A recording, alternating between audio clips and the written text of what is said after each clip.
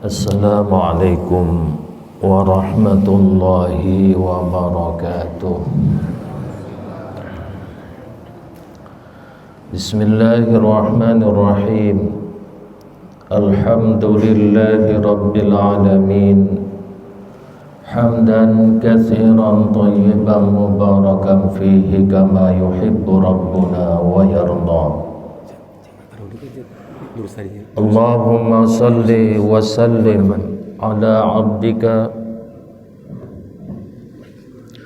Allahumma salli wa sallim ala abdika wa rasulika Sayyidina Muhammadin alladhi istafahu sabilal huda wa ala alihi tayyibin tahirin wa sahabatihi al-ghurril mayamin wa man tabi'ahum bi ihsanin ila yaumiddin.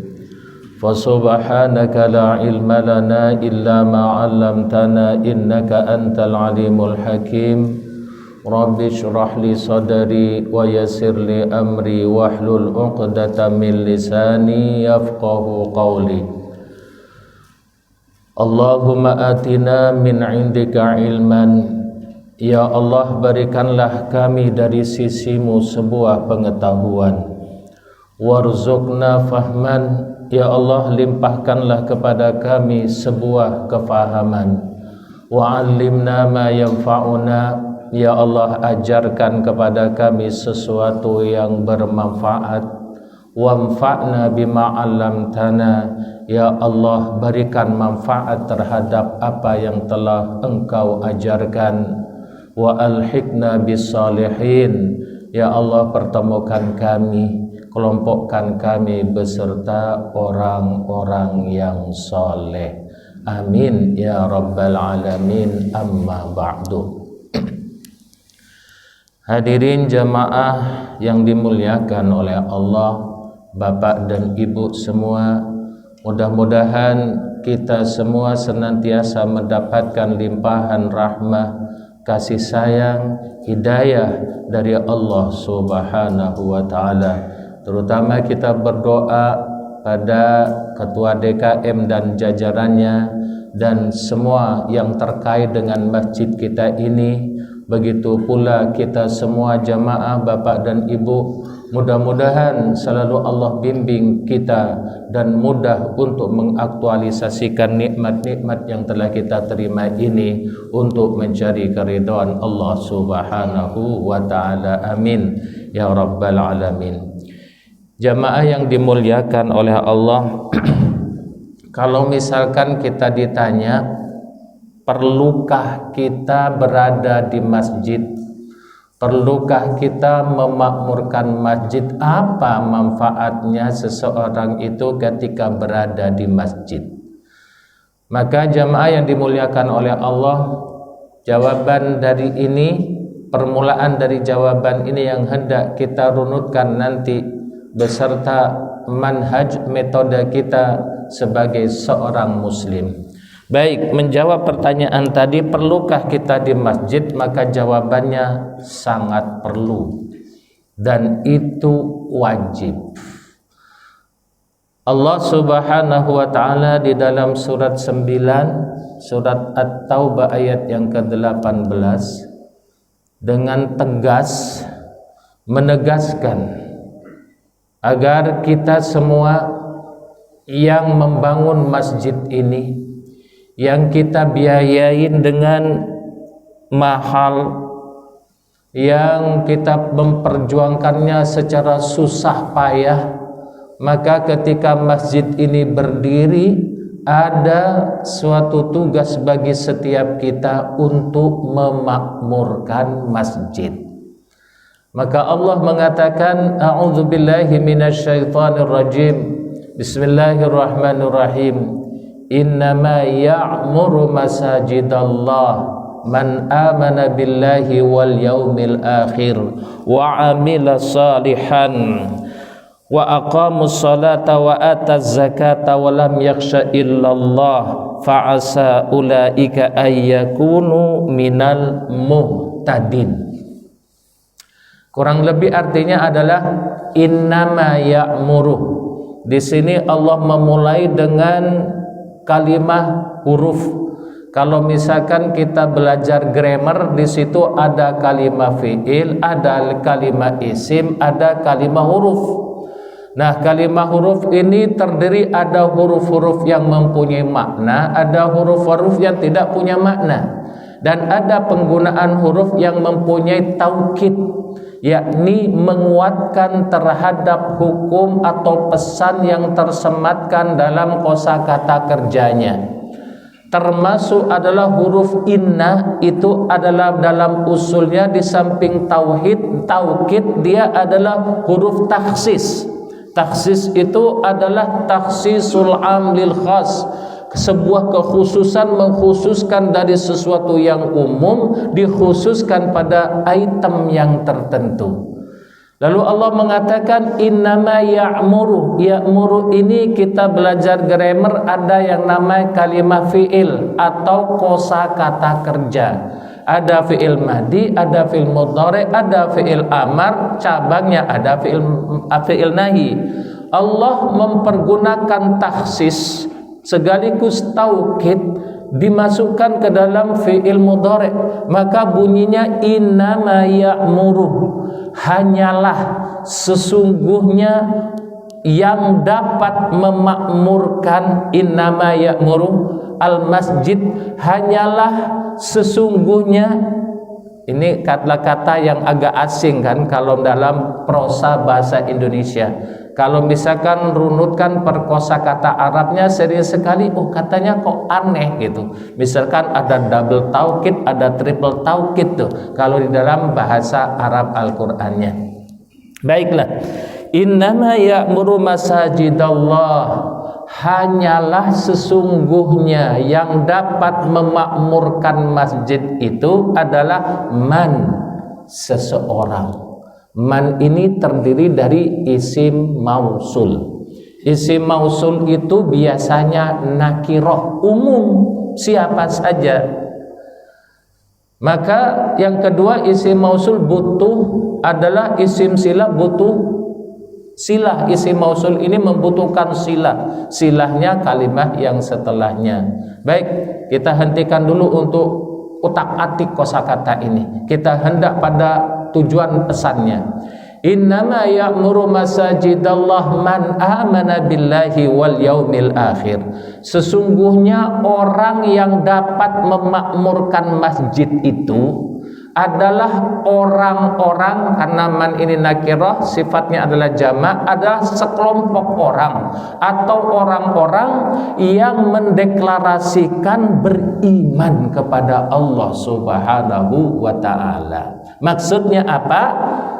Dalam kosakata yang lain, masjid ini hanya mampu dimakmurkan oleh orang-orang yang beriman.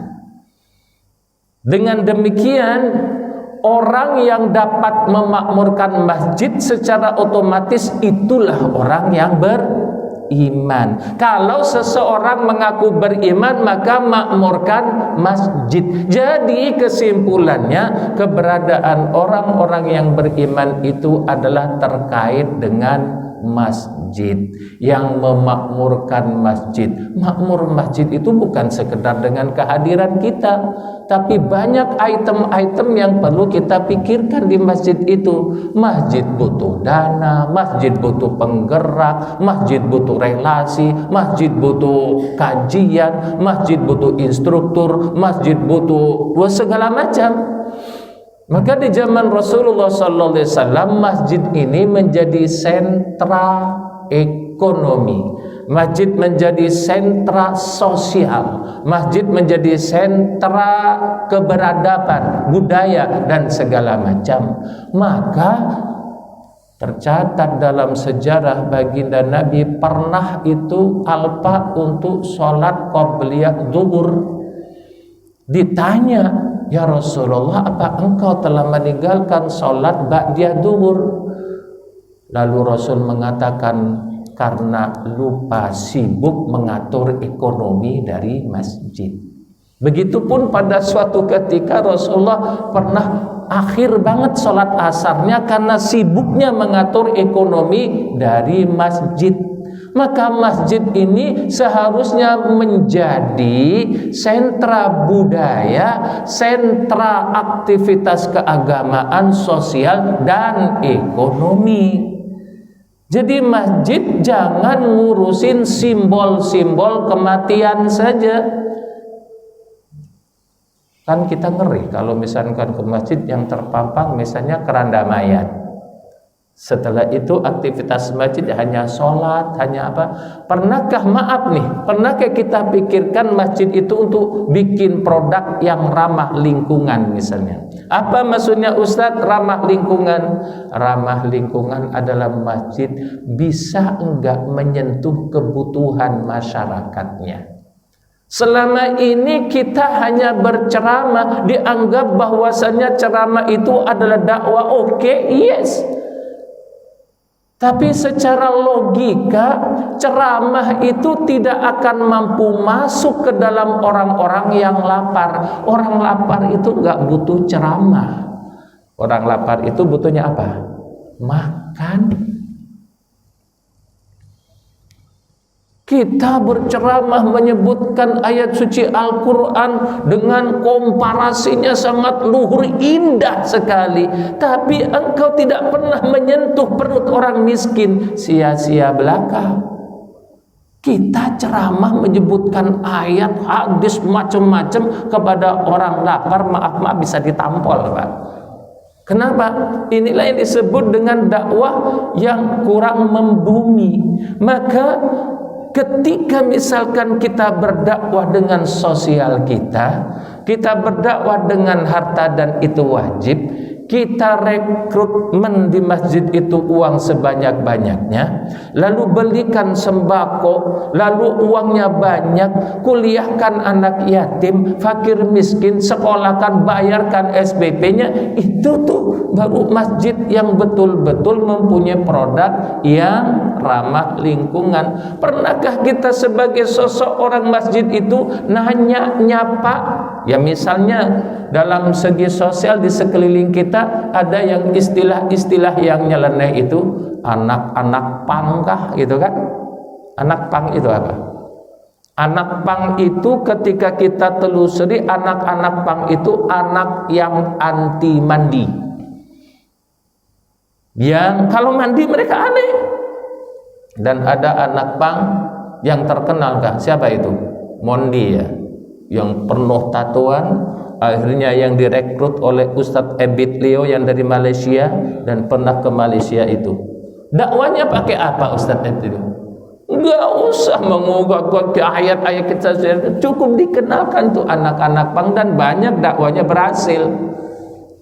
Lalu dibayarin kebutuhannya. Dengan demikian penampakan masjid atau orang-orang muslim ini nyata yang Allah delegasikan dalam surat Al-Imran ayat yang 102 110, kuntum khaira ummatin ukhrijat linnas. Bukan koar-koar masalah kekerasan apabila radikal, tapi Islam ini betul-betul menyentuh situasi yang sulit, yang dimana orang miskin itu butuh lapar.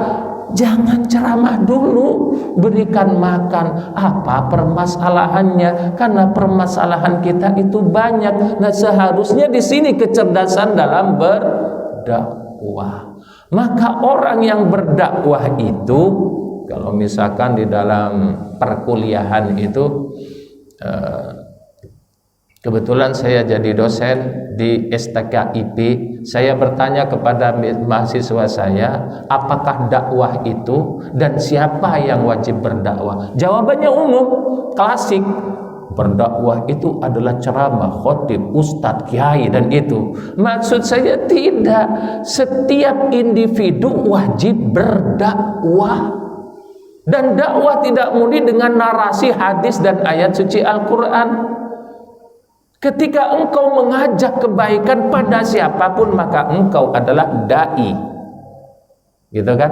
Ketika engkau mengajak kebaikan, maka engkau adalah berdakwah terhadap anak istrimu, juga berdakwah terhadap keluargamu dengan engkau memproteksi diri, merealisasikan, mengaktualisasikan akhlaknya baginda Nabi. Maka itu adalah dai yang sesungguhnya. Gak perlu diapresiasi populer, diamplopin, orang nunduk-nunduk, dibawain berkatnya, disandalnya. Bisa saja dakwah yang seperti ini tidak mengena terhadap keridhaan Allah Subhanahu wa taala, karena memang kadangkala pencitraan. Tapi seorang dai yang sesungguhnya adalah yang betul-betul tidak dikasihkan untuk mencari keridhaan Allah Subhanahu wa taala. Maka setiap kita ini pendakwah. Jangan justru kita mempunyai pemahaman seorang dakwah itu hanya ustadz saja. Tidak, kewajiban berdakwah telah Allah bagi ratakan. Maka yang berharta berdakwalah dengan hartanya, yang pejabat berdakwalah dengan jabatannya, yang populer, yang punya pengaruh berdakwalah dengan pengaruhnya. Kalau misalnya dakwah hanya diemban oleh para ustadz saja, rata-rata ustadz itu bukan pejabat, dan rata-rata ustadz itu tidak mempunyai ekonomi yang bagus. Ya bahasa kerennya lah, rata-rata ustadz itu tidak kaya gitu. Ya hanya sekedar secukupnya saja. Maka harus nih berbagi dalam berdakwah itu. Maka jamaah yang dimuliakan oleh Allah, berdakwah, saya ulangin, berdakwah terhadap orang yang lapar kurang efektif, karena orang yang lapar itu butuh makan. Dan ketika kita memberikan makan pada orang yang lapar, itu adalah berdakwah.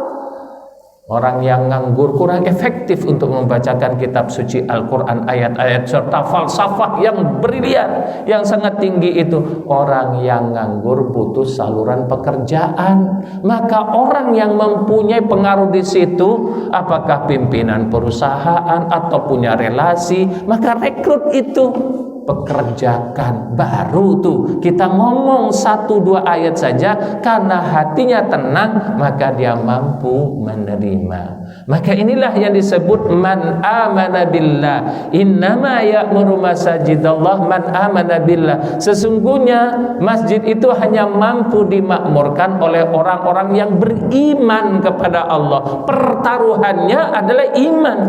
Maka orang yang beriman itu segala aspek kehidupannya tidak didedikasikan demi yang lain, hanyalah mencari keridhaan Allah Subhanahu wa taala. Punya ilmu demi keridhaan Allah, punya harta untuk keridhaan Allah, punya jabatan untuk keridhaan Allah, bukan sekedar pencitraan, bukan sekedar ingin diagung-agungkan, disebut ustadz, kiai, ajengan, lalu orang mengucapkan salam dengan nunduk, sopan. Apa ini semua gak ada gunanya di hadapan Allah Subhanahu wa taala. Seharusnya kita semua betul-betul melatih diri untuk segala aspek kehidupan kita hanyalah murni mencari keridhaan Allah Subhanahu wa taala. Maka ini lafdiyahnya, keberadaan kita ini Pak, insya Allah kehadiran kita di masjid ini Allah catat sebagai orang yang memakmurkan masjid. Ketika orang memakmurkan masjid itu nggak perlu ngomong apa-apa, cukup hadir saja di masjid. Maka biasanya ada tulisan nawaitul iktikaf, itu kan iktikaf. Iktikaf itu apa? Diam. Iktikaf itu diam. Ada nggak ibadah diam? Ada. Apa ibadah diam? Ibadah diam ya diam di masjid.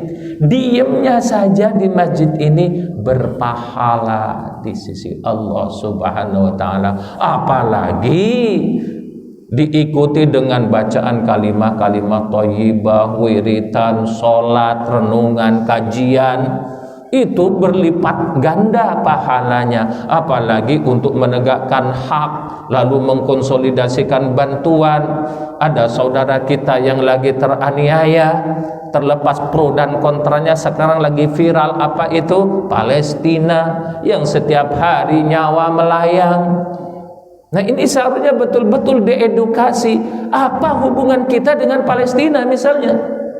Hubungan kita dengan Palestina merupakan satu kesatuan.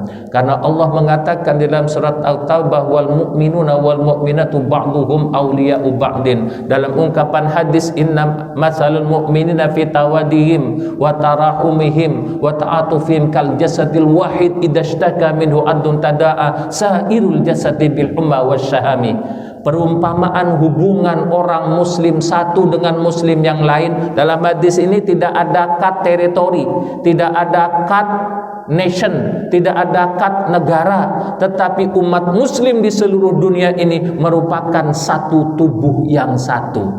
Hubungan seorang muslim dalam kasih sayangnya, perhatiannya, empatinya, cintanya bagaikan tubuh yang satu. Apabila salah satu anggota kulitnya robek, tersayat pisau ataupun silet, maka terasa perih dan demamnya ke seluruh tubuh. Maka dengan demikian berdasarkan hadis ini, tangis orang-orang Gaza itu adalah air mata kita. Darah orang Gaza itu sakit kita, dan laparnya orang Gaza itu adalah penderitaan kita. Nah, alangkah indah dan elok misalnya dedikasi yang pendidikan yang diedukasi oleh baginda Nabi, seorang muslim merupakan suatu kesatuan ini akan nampak indah, dan itu yang disebut kuntum khairu ummah sebetulnya. Maka ya, kita menerima informasi dari Palestina dan Gaza ini tidak bisa berbuat apa-apa, tapi kita saksikan bagaimana pidatonya Ibu Menteri kita, yaitu Ibu Retno, luar biasa. Berhenti jadi backing gitu kan, luar biasa itu.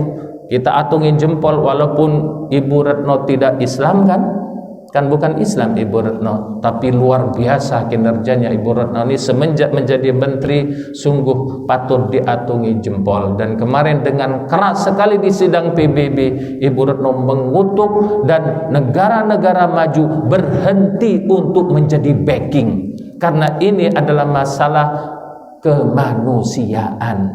Nah, pertanyaannya, mengapa Timur Tengah, misalkan Mesir, Lebanon ada yang namanya itu ya, yang sering nyerang itu Ansarullah ya, gerakan. Kalau misalkan di Yordania justru menutup pintunya untuk para pengungsi Gaza. Begitupun Mesir juga menutup pintunya untuk pengungsi Gaza. Mengapa? Seharusnya terima dulu lah, karena ini krisis bukan nation, bukan negara, ini krisis kemanusiaan di mana ribuan orang tercabik-cabik. Masya Allah, luar biasa. Tetapi seorang muslim sampai tidak mau menerima pengungsi dari orang yang lain. Kalau misalkan kita buka dalam makalahnya Sayyidina Ali misalnya, sebut saja misalkan Nahjul Balaghah atau kitab-kitab yang lain, Imam Ali pernah berkata, apabila seorang muslim menyaksikan saudaranya yang teraniaya, lalu di dalam relung hatinya tidak merasakan sakit sedikit pun, maka luntur keimanan dari relung hatinya yang terdalam. Maka kita menyaksikan saudara kita yang teraniaya itu, patut kita paling tidak angkat tangan dan berdoa supaya mereka sabar. Kalau misalkan punya kekuatan diplomasi, lakukan. Kalau misalkan kita punya kekuatan ekonomi, lakukan, sumbang. Ternyata di kalangan para asatidnya juga centang perenang. Ada ustadz yang tersohor katanya, apa itu Hamas? Hamas adalah radikal, Hamas teroris. Dan itu kalau misalkan kita catat, banyak ustadz-ustadz yang viral, yang internasional itu menyatakan statement yang seperti ini. Katanya Ismail Haniyah itu hidupnya di hotel bintang 5 di Qatar, asik-asikan, sementara ia mengeluarkan statement jihad, korban dan bunuh diri dan segala macam. Kurang ajar kata ustadz itu gitu kan. Itu adalah orang yang tidak mengetahui tentang bagaimana secara Hamas itu. Baik, kita singkirkan dulu, tapi itu memerlukan kajian kajian terlebih yang lebih mendalam tentang bagaimana eksistensi Hamas ini. Bagaimana kalau misalnya dikomparasikan dengan Timur Tengah sana. Kita sekarang ini pingin bagaimana masjid kita dan seorang muslim ini betul-betul berguna bagi nusa dan bangsanya, minimal bagi masjidnya. Maka Allah mengatakan orang yang memakmurkan masjid ini adalah hanyalah orang-orang yang beriman kepada Allah wal yaumil akhir, dan masjid hanya bisa dimakmurkan oleh orang-orang yang percaya terhadap balasan hari akhir. Wa aqamas shalah, terus orang yang mendirikan salat. Jadi kalau misalkan dia tidak mendirikan sholat, dia mustahil dapat memakmurkan masjid. Wa ataz zakah, dan dia juga mengeluarkan zakat. Walam yakhsha illallah, ini poin yang terpenting. Dan orang-orang yang dapat memakmurkan masjid itu tidak takut apapun, tidak pernah mengkhawatirkan apapun, tidak takut dengan siapapun, karena takutnya hanya kepada Allah Subhanahu wa ta'ala. Walam yakhsha illallah, dia tidak ada takut dan khawatir terhadap apapun kecuali Allah. Kita kenal misalkan kosakata di dalam Al-Quran, ada kosakata khosya diartikan takut, ada kosakata khofa diartikan takut, ada kosakata takwa diartikan takut. Nah, mana yang benar nih? Sebetulnya takwa itu bukan takut. Kalau khofa, takut dan menjauh, itu khofa. Aku takut pada singa, maka aku berlindung dan jauh. Kalau khosya, takut mendekat. Aku takut kepada Allah, maka aku mendekat. Itu tuh. Jadi perbedaan kosakata khauf, fala khaufun alaihim walahum yahzanun, walam yakhsha illallah. Khosya itu takut dan mendekat. Kalau khafa, takut dan menjauh. Kalau takwa itu bukan takut. Sering sekali kita dengar penceramah khutbah di masjid, marilah kita takut kepada Allah. Takwa diartikan takut. Akhirnya anak muda sekarang udah aku nggak mau ke masjid. Kenapa? Karena aku takut kepada Allah. Kan begitu. Jadi takwa itu memelihara diri sendiri dengan melaksanakan perintah Allah, lalu menjauhi larangan Allah. Takwa ini dari kosakata waqwa, dari waqa, yaqi, waqina adzabannar, ya Allah pelihara kami dari api neraka. Baik, jamaah yang dimuliakan oleh Allah. Jadi masjid kita yang kita bangun ini, setelah dibangun berjeger jadi dan gede, bukan serta-merta lantas selesai tugas kita. Ada tugas berikutnya, yakni kita memakmurkannya. Berbicara memakmurkan masjid itu tergantung kapasitas kita masing-masing. Yang punya ilmu ustadz ajarkan, bina anak-anak TPA. Yang punya harta donasikan, yang pejabat lindungi segala kebutuhannya, bangun relasi. Yang miskin juga ke masjid berikan, misalkan sembako atau santunan atau apa, mestinya betul-betul. Dan sekarang masjid ini sudah ada penggerakan. Lihat bagaimana manajemen Masjid Jogokarian yang mereka pakai saldo nol. Mereka Masjid Jogokarian punya hotel. Dia masjid itu dulunya sama dengan masjid kita, tetapi dia verifikasi terhadap umatnya. Ayo kamu punya apa misalnya?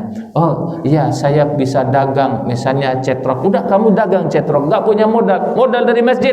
Kalau nggak laku nanti habis maghrib bagaimana? Maghrib kalau tidak laku, masjid yang beli. Singkat cerita begitulah. Akhirnya usaha kecil menengah di sana menjamur, dan sekarang punya harta, punya hotel, punya tanah, investasinya di mana-mana. Maka Masjid Jogokarian menjadi sampel bagaimana masjid itu menjadi sentra ekonomi, budaya, dan sosial. Nah, Jamaah yang dimuliakan oleh Allah Subhanahu wa taala, ayat selanjutnya adalah orang yang memakmurkan masjid itu adalah orang yang beriman. Lalu orang yang percaya terhadap balasan hari akhir. Yang ketiga yang memakmurkan masjid itu adalah orang yang mendirikan salat, lalu mengeluarkan zakat, dan dia perilakunya itu tidak didedikasikan kecuali takutnya kepada Allah. Walam yakhsha illallah fa'asa ulaika ayyakunu minal muhtadin. Maka singkatnya itulah orang-orang yang mendapatkan muhtadin, mendapat petunjuk dari Allah Subhanahu wa ta'ala, mendapatkan petunjuk. Bukankah petunjuk ini yang kita impi-impikan setiap hari?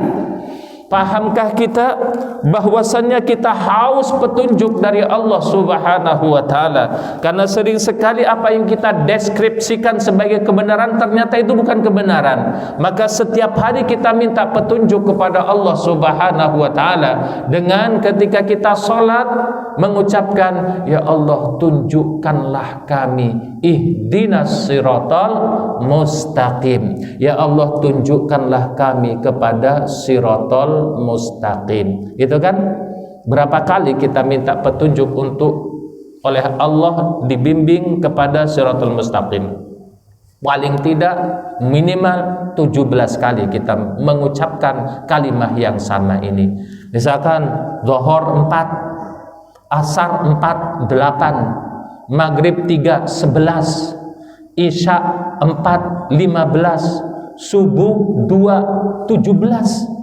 Kalau misalkan kita ikuti dengan sholat maktubah, sholat sunnah rawatib maktubah, yang muakkad sholat sunnah maktubah itu berapa? 10. Apa itu? Qabliyah zuhur dan ba'diyah zuhur. Setelah itu ba'diyah maghrib. Setelah itu ba'diyah isya. Setelah itu apa?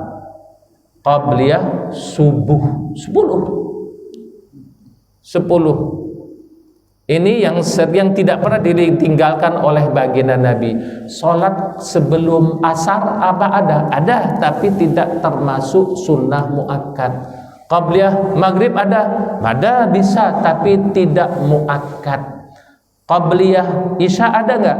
Ada, tapi tidak muakkad. Yang muakkad adalah sebelum zuhur 2, setelah zuhur 2 8, setelah maghrib 2 menjadi apa? Sebelum zuhur, setelah zuhur 2 berarti 4, setelah maghrib adalah 2 menjadi 6, setelah itu ba'diyah isya 2 menjadi 8, setelah itu qabliyah subuh 2, 4, 10. Nah, kalau misalkan kita gabung nih 10 dengan 17 berarti 27 kali kita meminta petunjuk langsung kepada Allah Subhanahu wa taala. Dengan ikhlas kita mengucapkan ihdinas siratal mustaqim. Ya Allah tunjukkanlah kami ke siratal mustaqim. Maka kita bertanya, apa siratal mustaqim itu? Siratal ladzina an'amta alaihim, yakni jalannya yang orang-orang yang telah. Ini an'amta fi'il madi Pak ya, fi'il madi. Fi'il madi itu berarti sesuatu yang telah terjadi, yang telah lampau eksis terjadi sampai hari ini. Itu fi'il madi. Apa siratal mustaqim? Nah, ketika kita mengartikan siratal mustaqim ini dalam narasi pengajian, sering sekali kita dengar siratal mustaqim itu katanya adalah jalan jembatan di atas neraka, gitu kan? Yang licin, yang kecil, lebih kecil dari rambut dibelah menjadi 7, yang tajam lebih tajam daripada samurai ataupun silet. Ini kan sangat mengerikan kan Pak?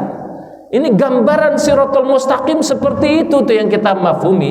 Padahal Al-Fatihahnya sendiri menggambarkan. Kita sering membaca Al-Fatihah, tetapi tidak cukup menarasikan apa siratal mustaqim itu. Kenapa? Karena kita hanya berdasarkan hafalan saja, bukan direnungi dan ditadabburi. Padahal dalam Al-Fatihah jelas sekali Allah mengatakan apa hakikat siratal mustaqim, yakni siratal ladzina an'amta alaihim, jalannya orang-orang nih bukan jalannya arwah ini, bukan jalannya jin, bukan jalannya malaikat, bukan jalan setan, bukan jalan binatang, tapi siratal mustaqim adalah jalannya orang-orang an'amta yang telah engkau berikan kenikmatan gitu. An'amta alaihim ghairil maghdub, bukan jalannya orang-orang durjana yang engkau murkai, waladhdallin, dan bukan jalannya orang-orang yang tersesat. Ketika kita mengartikan al-maghdub masif nih, kita langsung menjustifikasi objek dari al-maghdub, katanya orang Yahud kan,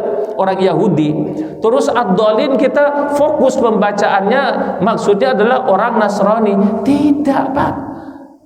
Ini ayat umum. Ini ayat bukan diturunkan untuk orang Yahudi.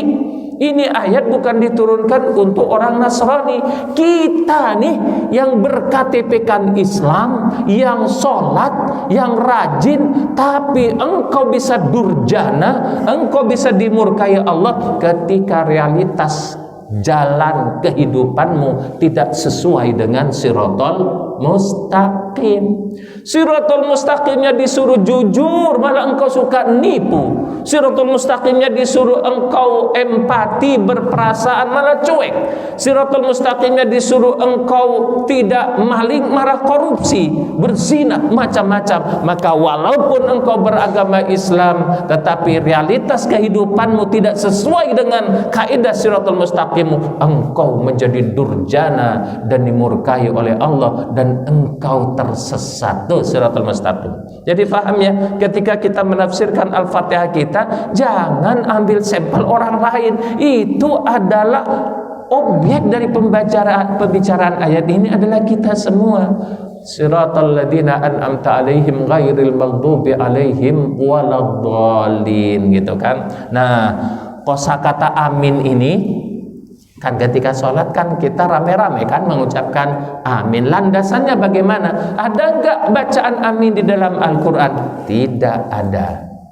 Mau dicari Quran 30 juz juga enggak akan pernah nemu kosakata amin bimana istajib lana. Adanya di Al-Maidah wala amin, bukan amin itu, tapi bukan amin istajib lana.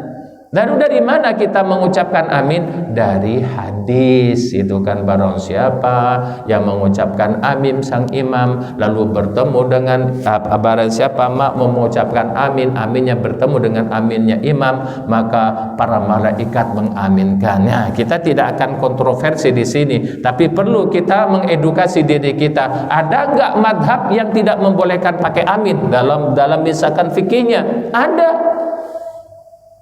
Karena dianggap amin ini bukan dari Al-Quran, sampai-sampai ada madhab ketika orang membaca amin batal sholatnya, ada, Pak. Maka dari situ ketika kita belajar madhab, jangan madhab satu saja. Madhab itu banyak, dan itu fikih yang biasanya fikih itu hanya furu'iyah saja. Nah, begitupun nanti dalam segot sholat, orang sholatnya tangannya bergerak-gerak. Begitu pula dengan usolli dan tidak usolli, begitupun dengan kunut dan tidak kunut. Ini yang sering kita berantem dalam masalah itu. Masalah itu ya suka-suka saja. Kebetulan engkau Ustadz Buntoro memang dididik dari semenjak kecil tidak kunut, ya udah, hatinya tenang, tidak kunut, laksanakan, nggak usah usil. Wih, sholatnya nggak pakai kunut, Wahabi. Nah. Terus setelah itu yang pakai kunut, sholatnya pakai kunut, bid'ah, macam-macam. Ini masalah furu'iyah saja. Kalau saya berbicara madhab, habis waktu. Baik, kita mengacu kepada tadi, ihdinas siratal mustaqim kan. Jadi siratal mustaqim ini adalah jalan yang lurus yang telah ditempuh oleh orang-orang sebelum kita, yaitu jalannya para anbiya. Kan tafsirnya begitu kan, jalannya para nabi, para anbiya, syuhada, wassalihin, gitu kan. Nah, siratal mustaqim, mari kita fokus nih supaya faham apa siratal mustaqim itu, karena narasi dari pengajian sering sekali bias makna siratal mustaqim ini. Baik, saya bawakan bukti. Ketika kita baca surat Yasin, itu sebetulnya mencerminkan siratal mustaqim. Coba baca ini, Yasin wal Qur'anil Hakim. Yasin itu adalah Al-Quran yang penuh kebijaksanaan, penuh justice, Al-Hakim, hukum, ahli hukum. Biasanya di dalam Al-Quran ada huruf-huruf muqatta'ah seperti ini, alif lam mim, alif lam ra, ta sin qaf nun dan segala macam. Di berbagai tafsir, baik tafsir namanya Jalalin Sawi, lalu diartikan Allahu a'lamu bimuradih, katanya tidak bisa diartikan ini. Pertanyaannya, Al-Quran ini untuk siapa? Untuk petunjuk kita. Loh, bagaimana kalau Al-Quran tidak bisa diartikan? Nah, ini persoalannya. Kok ada kalimat huruf yang tidak bisa diartikan katanya? Maka artinya yang pertama, ketika huruf-huruf muqatta'ah di sini, huruf Yasin, Qaf, Kaf, Ha, Ya, Ain, Shad, Alif, Lam, Mim, biasanya ayat setelahnya langsung merujuk kepada Al-Quran gitu. Misalkan Alif, Lam, Mim, Dzalikal kitab, gitu kan? Yasin, wal Quran, selalu kepada Al-Quran. Misalkan Shad, wal Qur'ani dzidzikr, maka inilah nama varian dari Al-Quran. Itu yang pertama. Jadi huruf-huruf muqatta'ah ini selalu merujuk kepada Al-Quran. Ini yang pertama. Yang kedua, mengapa Allah mempergunakan kosakata yang hurufnya sama dengan Al-Quran? Ini adalah lil i'jaz, untuk melemahkan musuh-musuh Al-Quran. Bukankah ketika Al-Quran diturunkan ada orang-orang ningrat seperti kelompoknya Musailamah Al-Kadzab yang piawai dia dalam prosa Arab, piawai dalam puisi Arab, bikin ayat-ayat tandingan. Ayat yang paling terkenal Al-Fil, wa ma adraka mal fil lahul khurtumul tawil, gitu kan, mengimbangi sebagai Al-Qari'ah, wa ma adraka mal qari'ah. Nah, bisa dibaca ini. Al-Fil, on apa? Gajah. Wa ma adraka mal fil, tahukah kamu gajah itu? Lahul khurtumul tawil, gajah itu binatang yang mempunyai belalai yang panjang. Prosa susunan kosakatanya sama dengan Al-Quran, tapi jauh makna dengan Al-Quran sendiri. Nah, Musailamah Al-Kadzab, betapapun dia canggih, tidak pernah bikin ayat dari Yasin, Toha. Kenapa? Gak mampu, itu gak mampu. Dan inilah lil ijaz, itu arti huruf-huruf muqatta'ah. Baik, kembali lagi kepada Yasin. Yasin wal Qur'anil Hakim. Yasin ini adalah Al-Quran yang penuh dengan hukum kebijaksanaan. Innaka laminal mursalin, engkau duhai ya Rasul termasuk dari orang-orang yang diutus, bukan orang gila, bukan tukang sihir sebagaimana surat Al-Qalam, bukan. Terus selanjutnya, innaka laminal mursalin ala, bagaimana kosakatanya? Ala siratim mustaqim. Engkau Rasul berada dalam sirotol mustaqim. Jadi itu sirotol mustaqim itu. Baik, supaya tidak bingung nih. Baik, kita buka misalkan surat Al-Maidah ayat 57. 57 ini menjelaskan tentang sirotol mustaqim nih. Di ayat 57 Allah mengatakan, qul, katakanlah duhai ya Rasul, narasikan, ajari, edukasi masyarakat ini. Ketika kosakata qul fi'il amar dari Allah kepada Rasul itu mengandung pesan yang syarat dengan makna, bukan sekedar katakan. Untuk apa dikatakan kalau tidak dididik? Itu artinya didik, gambarkan, takbir, edukasi, renungkan. Maka Allah mengatakan qul, didiklah duhai ya Rasul, katakan terhadap umat manusia nih, innani, kata Rasul nih, innani, sesungguhnya saya ini, hadani Rabbi, telah Rabbku tunjukkan saya. Hada kalimat fi'il madhi loh. Fi'il madhi itu masa lampau sudah terjadi loh ya, bukan nanti Pak. Maksud saya itu bukan nanti. Kalau siratul mustaqim digambarkan nanti, itu kan belum terjadi. Itu zaman mustakbal namanya. Nah, di ayat-ayat Al-Quran kalau kita kaji, ternyata siratul mustaqim sudah final, sudah selesai, bukan nanti. Maka Al-Maidah ayat 57 ini, qul innani hadani rabbi, katakanlah duhai Allah Rabbku telah menunjukkan kepada aku. Menunjukkan kepada ila siratim mustaqim. Allah Rabbku telah menunjukkan aku, fil madhi, telah sudah selesai. telah menunjukkan aku kepada siratal mustaqim. Ini kata Al-Quran. Ila siratim mustaqim. Lalu kalimat setelahnya adalah badal bayaniyah namanya dalam susunan gramernya, yang menggambarkan apa hakikat siratul mustaqim itu. Apa siratul mustaqim? Dinan. Siratul mustaqim itu adalah agama.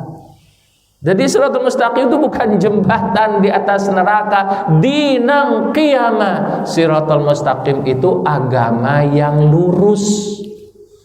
Terus agama yang lurus, millata Ibrahim, yang agama yang lurus itu mengendorse, mengakomodir millah Ibrahim. Mengapa bukan din Ibrahim? Sebagaimana misalkan surat Al-Baqarah, walan tardo angkal yahudu walan nasara hatta tattabi'a millatahum. Pertanyaannya, mengapa Allah tidak mempergunakan walan tardo angkal yahudu walan nasara hatta tattabi'a dinahum? Mengapa millah? Apa perbedaan millah dan din? Kalau din sifatnya top down, artinya Allah menarasikan syariat lalu diturunkan kepada manusia, tidak ada tawaran. Tapi kalau millah, jejak langkah, metode, budaya seseorang manusia yang Allah akomodir menjadi syariat, itu millah. Maka millah dari seseorang ini paling suci adalah Ibrahim. Millata Ibrahim. Maka agama yang lurus itu berisikan millah Ibrahim. Yang Nabi Ibrahim itu Hanifa. Nabi Ibrahim itu lurus, gak pernah musyrik, gak pernah. Nabi Ibrahim itu suci, Nabi Ibrahim itu gak pernah berdusta.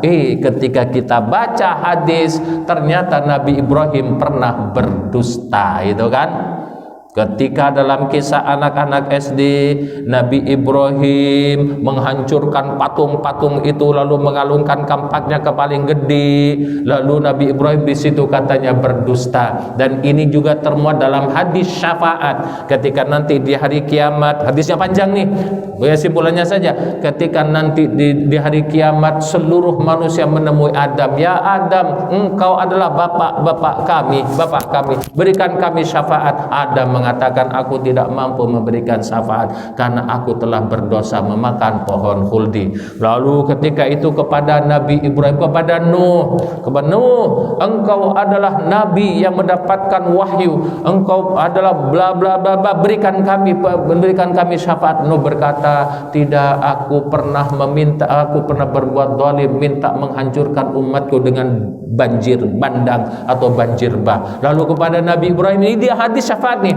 ya Ibrahim, kami minta syafaat. Enggak, karena aku berdusta. Padahal di dalam Al-Quran, wa kana siddiqan nabiyya, dan Nabi Ibrahim adalah siddiq pakai tasdid, itulah benar, tidak pernah berdusta, siddiqan nabiyya. Adapun dialognya itu Allah telah terangkan, wa tilka hujjatuna atainaha Ibrahim, dan itulah hujjah kami, dialog kami yang telah kami ajarkan kepada Nabi Ibrahim. Jadi Nabi Ibrahim dalam Al-Quran tidak pernah berdusta, tetapi di dalam hadis katanya Nabi Ibrahim berdusta. Baik, teruskan nih ayat Al-Maidah yang ke-57 ya. Hanifah, Nabi Ibrahim itu lurus.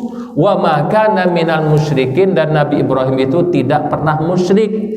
Misalkan ketika melihat bintang, melihat rembulan, melihat matahari gitu kan, enggak, itu sebagai dialog, itu sebagai edukasi pendidikan. Bukan Nabi Ibrahim menyembah bintang, bukan Nabi Ibrahim menyembah rembulan di dalam Al-Quran itu, bukan Nabi Ibrahim pernah menyembah matahari, enggak, karena Allah mengatakan Nabi Ibrahim Hanifa, lurus, wa ma kana minal musyrikin, dan tidak pernah musyrik, itu Nabi Ibrahim. Ayat yang ke-58, qul, katakan, ajari, inna sholati. Nah ini nih isinya siratal mustaqim nih, salah satunya. Katakanlah, inna sholati, sesungguhnya sholat saya, wa nusuki, peribadatan, pengorbanan saya. Karena nusuk itu ibadah menyangkut pengorbanan. Karena sholat gak butuh berkorban.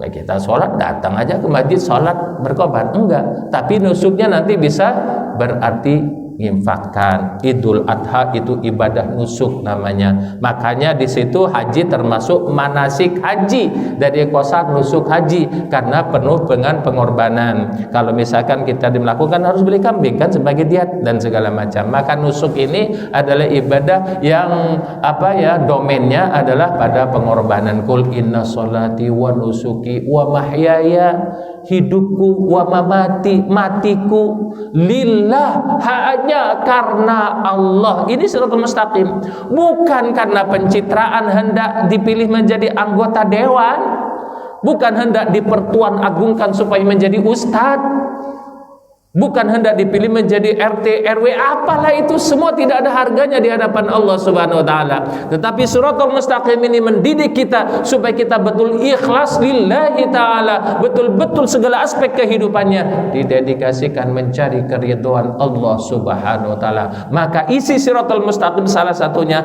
inna sholati wa nusuki wa mahyaya wa mamati lillahi rabbil alamin la syarika lahu wa bidzalika umirtu wa ana awwalul muslimin wa ana minal muslimin. Ada dua kosakata di situ. Maka jamaah yang dimuliakan oleh Allah Subhanahu wa taala. Jadi ketika jelas di dalam Al-Qur'an tentang narasi siratal mustaqim ini, maka jangan diartikan siratal mustaqim yang aneh-aneh, jelimet gitunya. Akhirnya timbul menakut-nakutin. Padahal siratal mustaqim itu yang dididik oleh Allah di dalam kitab suci Al-Quran, yang dijelaskan oleh baginda Nabi bahwa siratal mustaqim itu agama. Coba mau berbantah bagaimana? Ini adalah kitab suci Al-Quran menjelaskan tentang siratal mustaqim. Ada 23 ayat yang menerangkan tentang siratal mustaqim. Begitu gamblang dan tak jelas gitu siratal mustaqim. Lalu mengapa menjadi siratal mustaqim masih jadi remang-remang gitu loh? Dan tidak bisa dibantahkan, karena yang menarasikan siratal mustaqim itu menjelaskan Allah sendiri. Jadi baik, sampai di sini dululah kajian kita. Mudah-mudahan betul-betul memberikan pencerahan kepada diri kita. Review dari awal bahwasannya kita ini bertugas, ketiban tugas pertama menjadi dai. Yang kedua, kita setelah bangun masjid ini mempunyai kewajiban untuk memakmurkan masjid. Maka dengan segala kapasitas yang kita punya, aktualisasikan untuk memakmurkan masjid. Kalau tidak, nanti masjid ini akan menjadi saksi kita mampu beriman tetapi tidak mampu memakmurkan masjid. Atau mafhum mukhalafahnya, orang-orang yang duduk di masjid ini secara otomatis itu adalah orang-orang yang beriman. Yang kedua, kita dalam hidup ini adalah memerlukan petunjuk kepada Allah dari Allah Subhanahu wa taala. Maka kita berdoa enggak henti-hentinya sampai hari kiamat nanti, sampai kita mati, selalu minta petunjuk. Ya Allah, tunjukkan kami kepada jalan yang lurus, yang dimaksud siratal mustaqim. Namun penggambaran siratal mustaqim sering sekali tidak matching dengan penjelasan dari Allah Subhanahu wa taala yang kita dengar dari majelis masjid, dari narasi ustaz-ustaz itu. Katanya siratal mustaqim adalah jembatan di neraka yang digambarkan begitu mengerikan. Padahal Allah menjelaskan sendiri apa hakikat siratal mustaqim. Siratal mustaqim adalah jalan yang lurus, yang berupa agama yang tegak, yang lurus ini, yang diisi dengan millah Ibrahim, yang Nabi Ibrahim itu lurus dan suci, tidak pernah musyrik, dan tidak pernah Nabi Ibrahim itu pencitraan dengan yang lain. Nabi Ibrahim tercatat adalah Nabi yang luar biasa, yang infak dan sedekahnya tidak mampu kita ikutin, sampai malaikat pun dibakari anak lembu tuh. Ketika ada dua malaikat yang hendak menghancurkan Dukuh Legetang, misalnya bukan Dukuh Legetang, itu di Wonosobo saja, di dataran tinggi Dieng ceritanya begitu. Ketika hendak malaikat menghancurkan kaumnya Nabi Lut, kan pamit dulu, minta izin ke Nabi Ibrahim. Nabi Ibrahim memasak anak lembu, dihidangkan, dibakar, ternyata dua malaikat itu tidak menyentuh. Nabi Ibrahim takut. Oh, jangan-jangan apa nih? Maka malaikat berkata, ya Ibrahim, kami tidak menyentuh makananmu, kan bukan menghina kepada kamu, tapi kami malaikat yang diutus oleh Allah untuk memberi teguran terhadap nabi keponakanmu, yaitu Nabi Lut dan kaumnya. Begitu. Maka Shiratal Mustaqim ini adalah agama yang tegak dan lurus. Di situ ada milah Ibrahim, Nabi Ibrahim yang lurus. Maka isi yang diungkap salah satunya isi Shiratal Mustaqim ini dalam kehidupan kita, menjadi apapun, menjadi siapapun, tidak perlu pencitraan, tapi dedikasikan itu sesuai dengan ikrar kita ketika salat. Inna sholati wa nusuki wa mahyaya wa mamati lillah, hanya karena Allah. Mati gak ada urusan, hidup gak ditakuti, karena semuanya lillahi rabbil alamin. Dan ini yang harusnya menjadi spirit motivasi setiap kita dalam bergerak, dalam menjadi apapun, harusnya betul-betul karena Allah semata, supaya gak capek, Pak. Kalau karena orang capek kita, tapi kalau karena Allah, insya Allah itu solusi, tidak akan capek, pegel, stres, depresi, dan gila. Itu kalau kita bukan karena Allah. Tapi kalau karena Allah, miskin karena Allah enak, kaya karena Allah maslahat, jadi pejabat karena Allah makmur, tidak jadi pejabat ya nggak apa-apa karena Allah semua. Inilah namanya isi dari Shiratal Mustaqim. Ilahana, sampai di sini barangkali ada yang mau ditanjakan dan ditambahkan, fal yatafadhal, maka silakan. Ada yang mau bertanya?